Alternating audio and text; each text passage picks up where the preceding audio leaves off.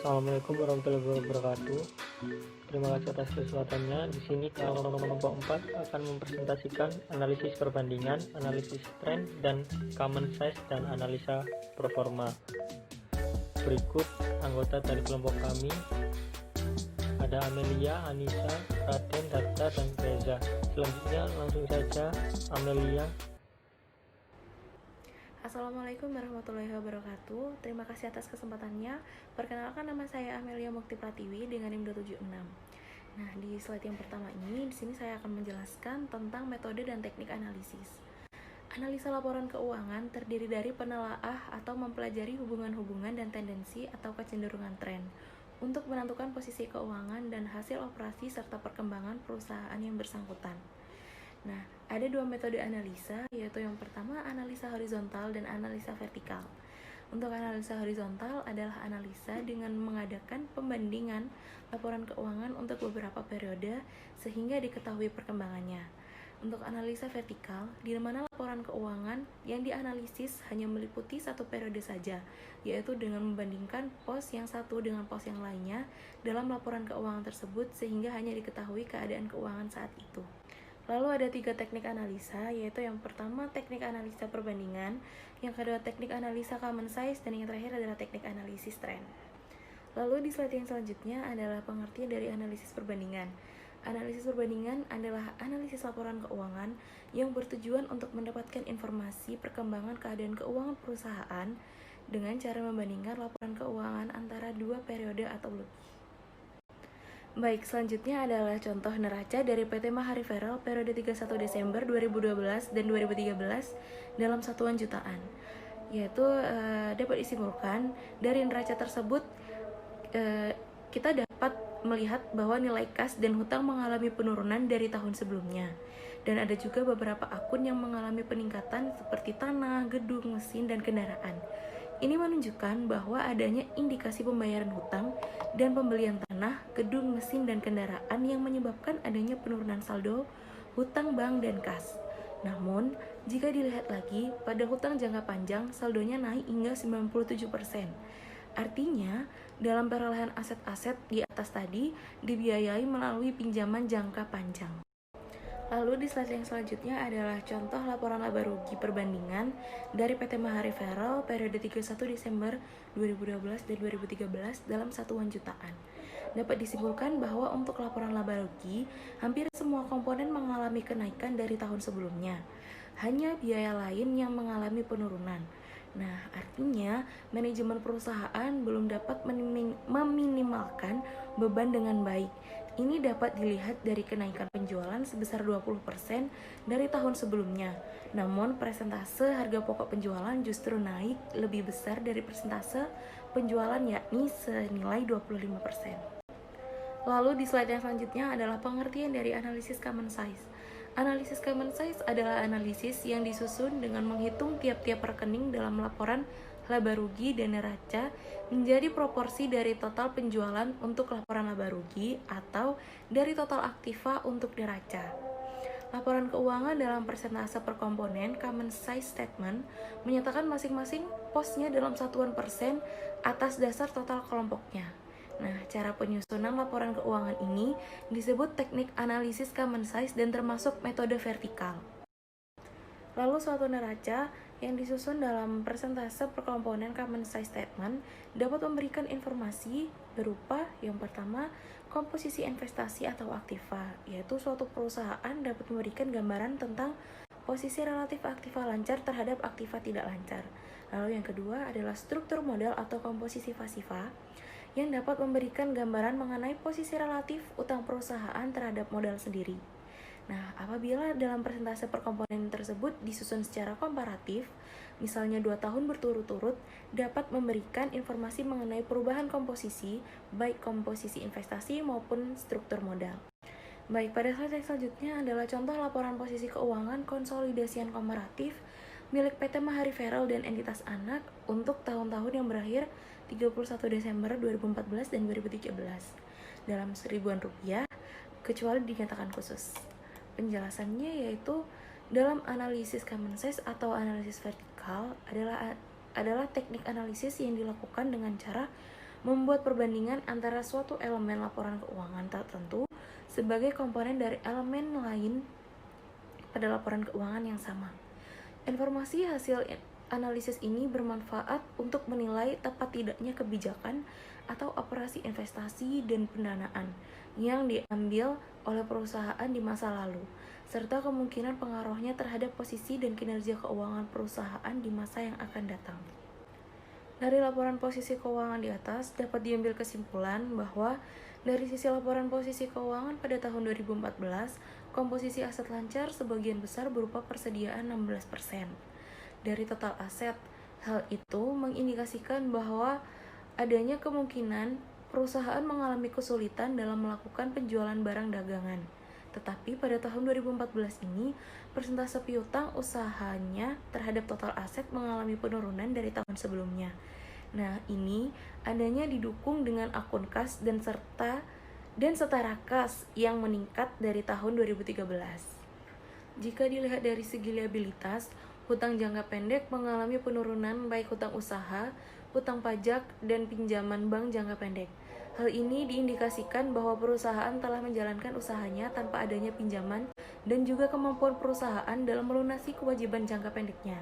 Dalam hal hutang jangka panjang, liabilitas imbalan kerja dan liabilitas pajak tangguhan mengalami penurunan dari tahun sebelumnya, yang berarti bahwa perusahaan juga memiliki kemampuan dalam membayar gaji atau hak-hak karyawannya dan juga perusahaan telah melunasi kewajiban pajaknya kepada pemerintah dan kemungkinan perusahaan juga tidak menunda-nunda dalam pembayaran pajak. Dari segi ekuitas juga perusahaan mengalami peningkatan laba dari tahun sebelumnya sebesar 15%. Hal ini diindikasikan kemampuan perusahaan dalam menjaga kestabilan produksinya berjalan dengan baik.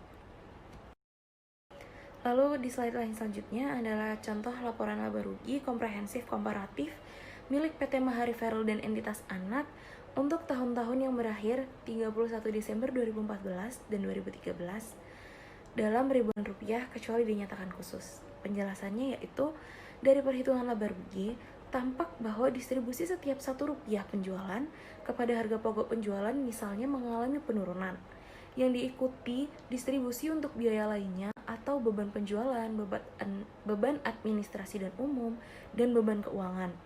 Secara total mengalami penurunan juga dibandingkan tahun-tahun sebelumnya. Baik, terima kasih. Sekian presentasi dari saya. Selanjutnya akan dilanjutkan oleh rekan saya. Assalamualaikum warahmatullahi wabarakatuh. Nama saya Anissa Rama Iriani dengan NIM 280. Di sini saya akan menjelaskan tentang analisis tren. Analisis tren ini merupakan analisis laporan keuangan yang biasanya dinyatakan dalam persentase tertentu.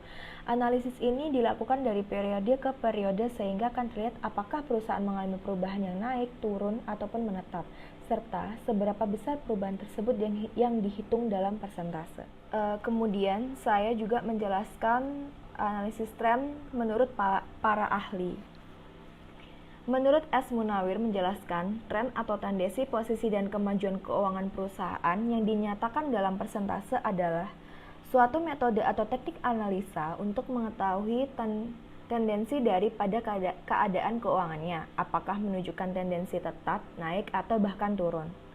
Dengan menggunakan teknik analisis tersebut, akan diketahui perubahan mana yang cukup penting untuk dianalisa lebih lanjut.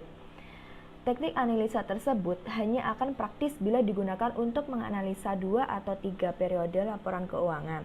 Karena bila laporan keuangan yang diperbandingkan lebih dari 3 tahun, akan ditemui kesulitannya. Cara yang terbaik untuk menganalisa laporan keuangan yang lebih dari 3 tahun tersebut adalah dengan menggunakan angka indeks, dan semua data laporan keuangan yang dianalisa dihubungkan dengan angka indeks tersebut yang dinyatakan dalam persentase.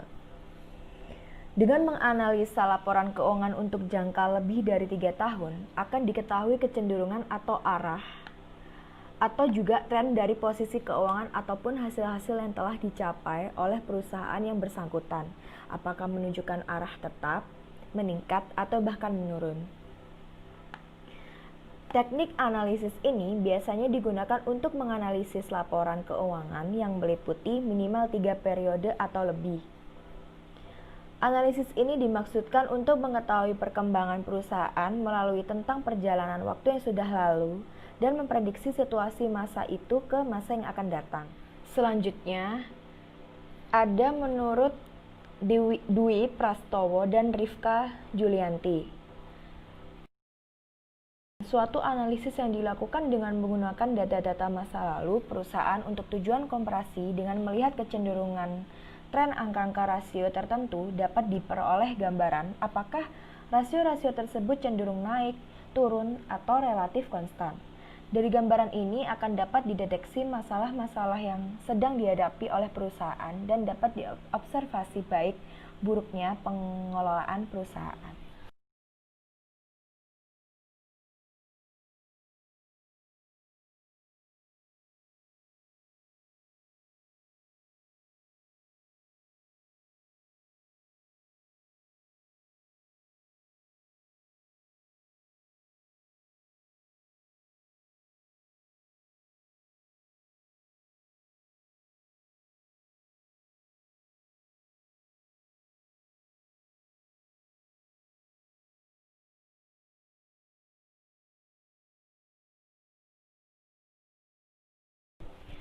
Slide selanjutnya ada misleading dalam analisa kecenderungan.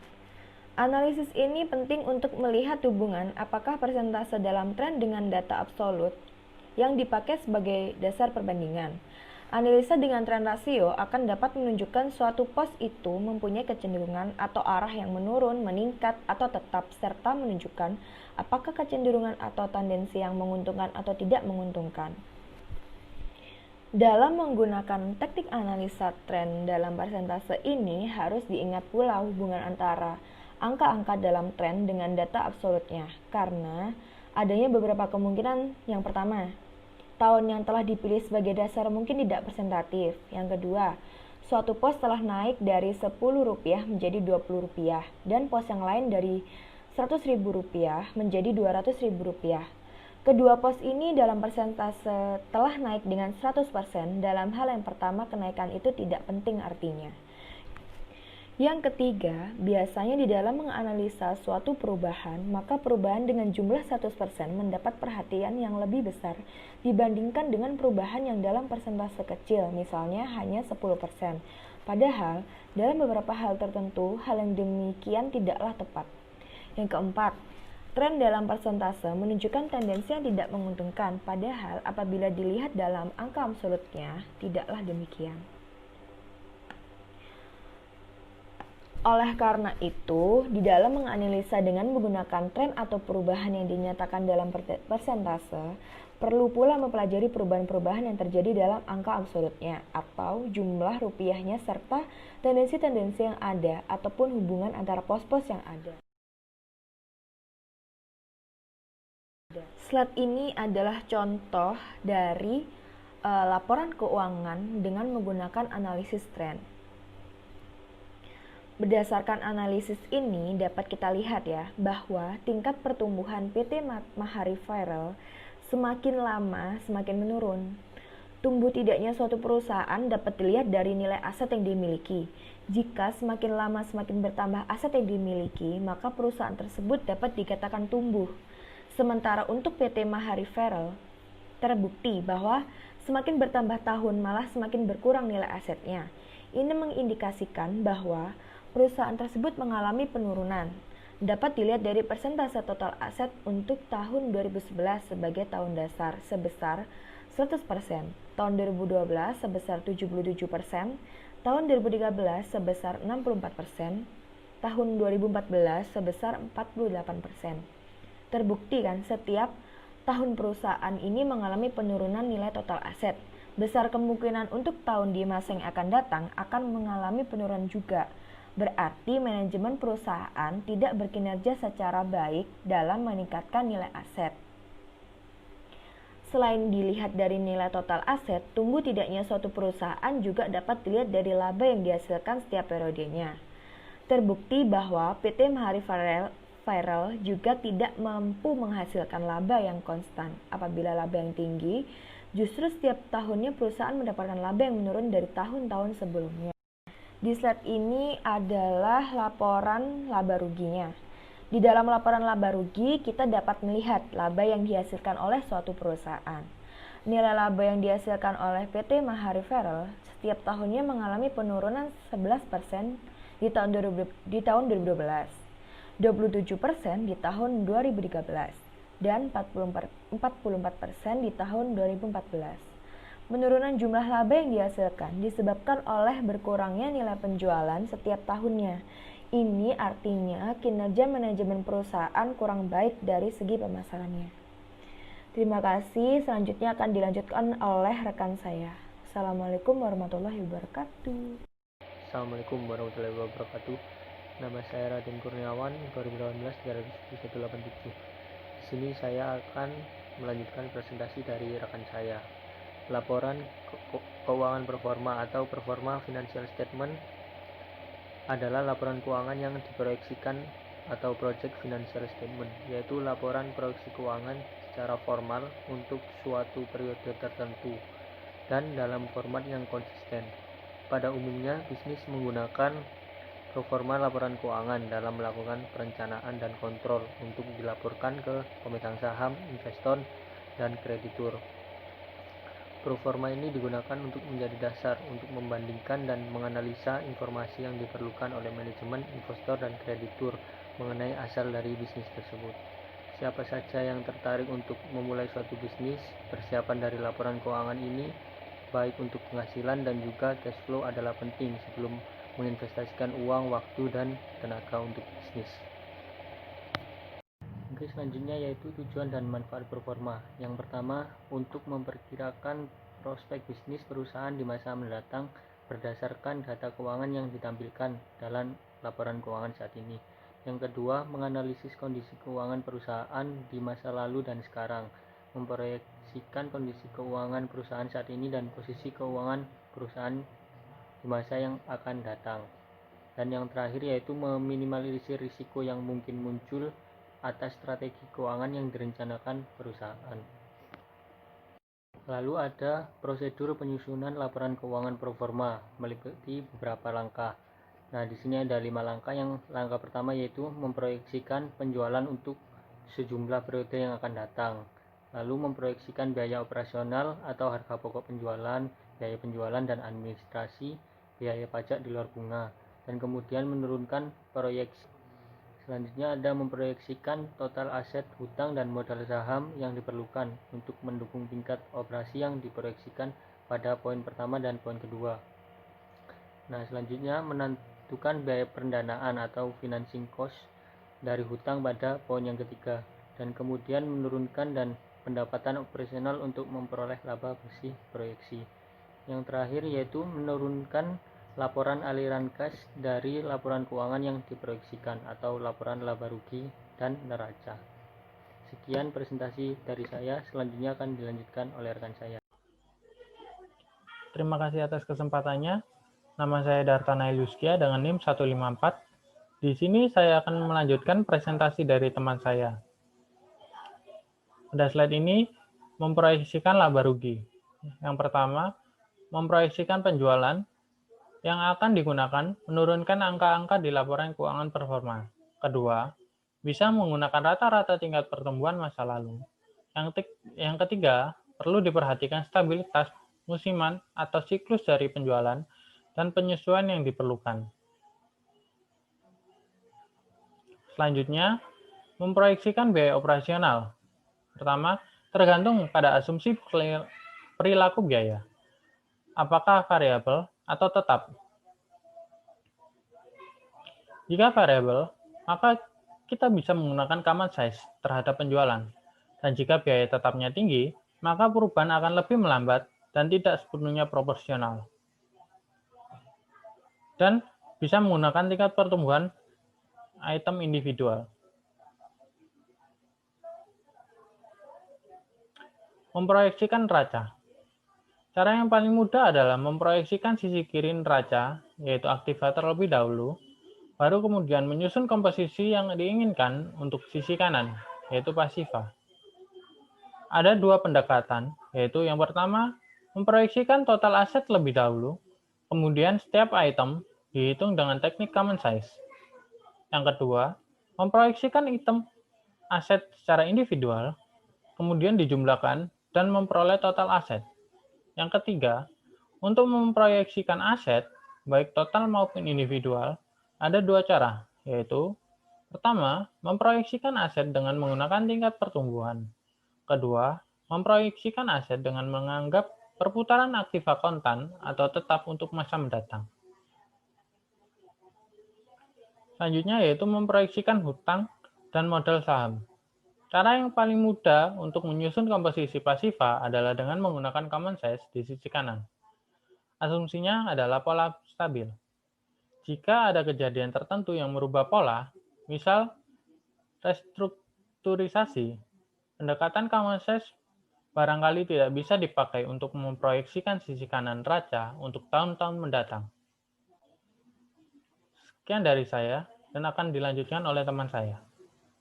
Sebelumnya, terima kasih atas kesempatannya. Perkenalkan, nama saya Muhammad Reza Pahlevi dengan NIM 2018310936, yaitu membahas tentang memproyeksikan biaya pendanaan dengan asumsi struktur modal dan tingkat bunga tidak berubah. Berikut adalah cara pengerjaan beserta rumusnya. Biaya bunga bersih pajak per rata-rata utang yang mempunyai beban bunga sama dengan dalam kurung 1 min 0,34 tutup kurung dikali 53,9 tutup kurung per 0,5 dalam kurung 93,5 ditambah 380,2 ditambah 138 ditambah 525,8 tutup kurung sama dengan 35,6 per 568,8 menjadi persen sama dengan 6,3%. Selanjutnya, memproyeksikan laporan aliran kas. Penjelasan pertama, proyeksi aliran kas diturunkan dari proyeksi neraca dan proyeksi laporan laba rugi. Selanjutnya, kemudian proyeksi dilakukan untuk 3 komponen, yaitu investasi, pendanaan, dan operasi. Slide selanjutnya yaitu rasio keuangan pro forma. Yang pertama, setelah laporan keuangan pro forma selesai, analisis bisa menghitung rasio-rasio keuangan berdasarkan laporan keuangan pro forma, rasio keuangan pro forma. Yang kedua, pro forma rasio keuangan sangat dipengaruhi asumsi yang digunakan. Sekian presentasi dari kelompok kami, kurang lebihnya mohon maaf. Wassalamualaikum warahmatullahi wabarakatuh.